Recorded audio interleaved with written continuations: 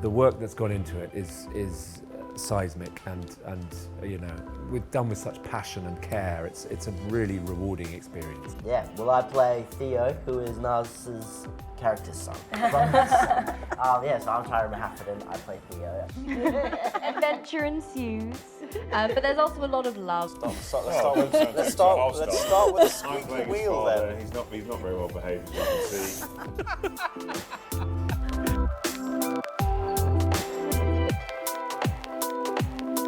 So tell us, of course, there's so much of anticipation around this series. What was your first reaction when you got to know that it's done, you guys are doing the show?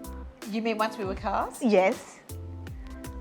What was the first reaction? I will go first this time. My first reaction was I got obviously very excited. I was in a train station in Sydney and I sat down on the ground and got the giggles because I couldn't quite believe it was happening. And then I called my mother. Yeah, it was very exciting. Obviously, it was a dream come true. Yeah. What about you two young girls? Yeah, it was very surreal. It was so exciting. I mean, I think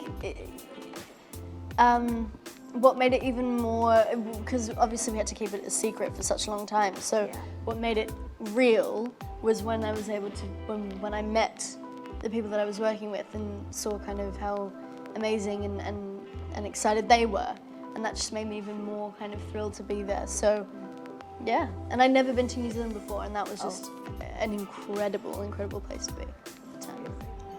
Yeah, I mean, there was lots of sort of jumping and screaming and everything, but I didn't know what I was actually signing up for until I got to New Zealand. Oh. Yeah, when all of us auditioned, it was called Untitled Amazon Project, so we didn't know what it was. And you know, there were rumours flying around, but I didn't know what it was. And yeah, when I got to New Zealand, and I had a meeting with the showrunners on like my second day, and they told me about who I was playing and who she is, who she was, and you know, all of that. So that was very exciting. And yeah, I think also meeting the rest of the cast, not just people in our world, but in the whole cast. Right. That was really nice. Yeah. And Tyra, I was just Googling you. You were born in 2006. After the show, after the films wrapped up, the trilogy, what was your reaction to it? And like while growing up, did you know about the Lord of the Rings? Yeah, I mean, the internet says I was born in 2006, but I was actually born at the start of 2005. So, yeah, but the trilogy obviously came out in 2001. So I think growing up, it wasn't really my generation. So I never really got into it. I knew of Lord of the Rings because how can you not know of Lord of the Rings? But it wasn't until I got the role that I sort of honed in on it and focused on watching it and learning about it. And after doing all that, I could say that I'm a fan now. Yeah. And Robert, of course, Elrond has been a very popular character. I mean, did you feel that pressure that you're playing the younger part of it? And what was your preparation to it? Did you want to keep it similar, or you wanted to play it yourself? Yeah, of course, it's a lot of pressure. But Elrond himself also feels a lot of pressure because of his history. So that was like kind of helpful, I would say. And you know, I just really wanted to create a character who is young and curious, and you know, there's really interesting things about Elrond, about his heart and the decisions that he makes, and he's really interested in bringing people together, and I ultimately think that's his biggest strength, and he's forging that right now. And not much is known about the Harfoot, so tell us more about what we can expect from the three of you in the show. So Harfoots are they are a nomadic community. They move with the seasons, they travel with the seasons in order to survive. And they have a very specific set of rules to ensure everybody's safety, and they're so important. But, you know, things happen. Adventure ensues. But there's also a lot of love and a lot of laughter and singing and joy. And, you know, that's how they survive. They are fighters and survivors, and they've been through so much. And, you know, they've experienced a lot of loss as well. So there is that sort of a dark quality to them, which was really exciting to explore. And also the juxtaposition between that and the light that, you know, they carry so much light and fun within them. I think because they have to. Right. You know, but they can't see life any other way. Both of you, since you both belong to the internet generation, tell me, how have you guys been reading the fan theories, and did you both have anything about your characters? Did you have your own theories? I spend a lot of time on the Reddit, the Rings of Power Reddit. And I did that while we were filming too. It's interesting. I think my favorite theory I've seen about her is that she becomes an Nazgul. That's my favorite. I keep way clear of that. I have no idea what's going on, all these fan theories, but yeah, it's lovely that people are talking about it and there's discussion about it. Knowing that there's so much of anticipation around this series, has that pressure just got into you? Are you guys feeling that pressure? I think alongside the pressure is a lot of support.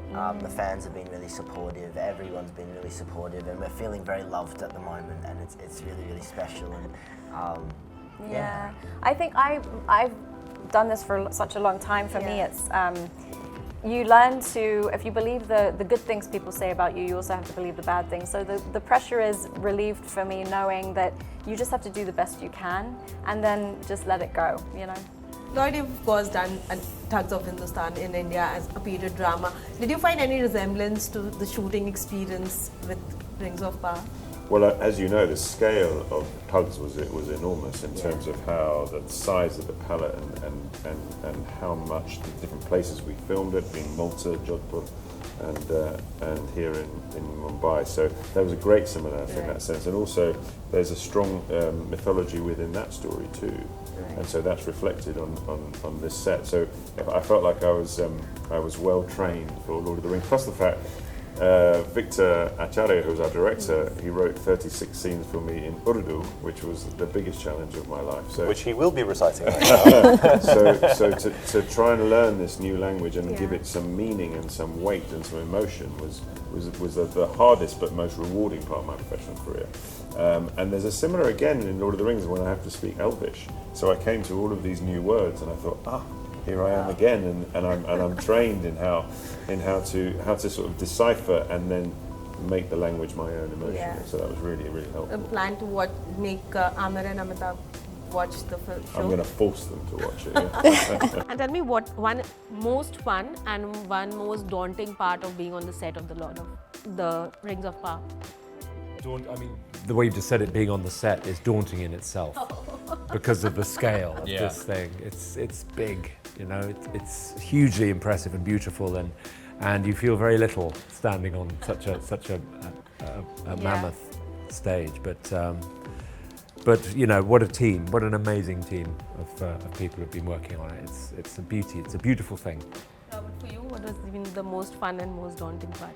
Yeah, I think the most fun was getting to work with all of the various creatives and, you know, the detail that went into the creation of anywhere you were standing. And also, you know, I get to work with some incredibly talented actors. Everyone around me was just so awesome. And Elrond is unique in terms of you know, he interacts with dwarves and elves and, you know, really old elves and elves who are in, you know, different places. You know, I feel like I was really lucky because I got to work with actors like Charlie, like Morved, like Ben, like Owain, who were, you know, really bringing their A game. So it was just awesome to be around them. Both of you, if you could explain the Rings of Power to someone who hasn't watched Lord of the Rings, a fresher, what would you tell them? Someone who hasn't seen... Doesn't know about the Lord of the Rings, how at do all. you introduce Rings of Power? No introduction needed, right? No Just watch it. And it will explain Lord of the Rings. There's a prologue. Yes, exactly. Yeah, but I don't think people have to know much to enjoy the show. Each world, each storyline has very relatable, familial storylines and characteristics and relationships. Yeah.